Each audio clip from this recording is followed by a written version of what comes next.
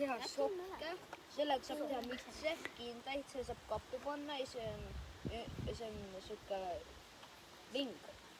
Sellega saab sokki igasuguseid asju teha. See on see laeva see rool. Jaa, selle nimi oli Löngaratas.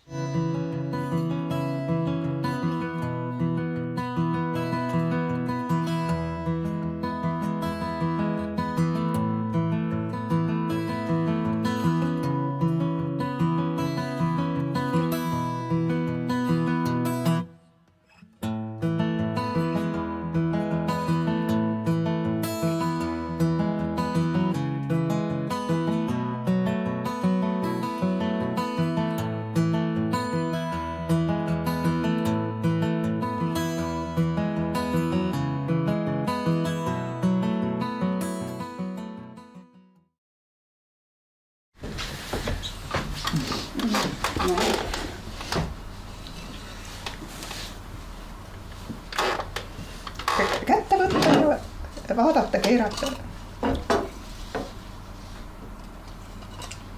Sellega purustati midagi. Miks siin augud osas on?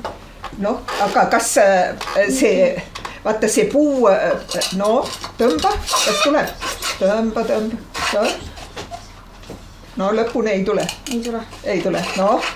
Aga tähendab, ta pidi käima edasi-tagasi niimoodi. See on mingi... No. Purustati midagi.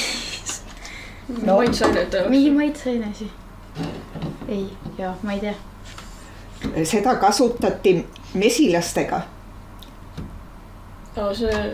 No. See mürk, mis ma tulmaks teeb.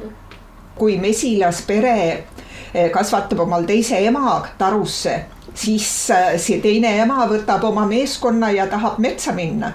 Ja siis, kui ta tuleb tarust välja sinna puuoksa, mis taru kõrval on, siis peremees pani vett siia sisse, võttis selle puupunni ära, selle pulga, pani selle vett täis ja pritsis neid mesilasi, kes olid tarust välja tulnud.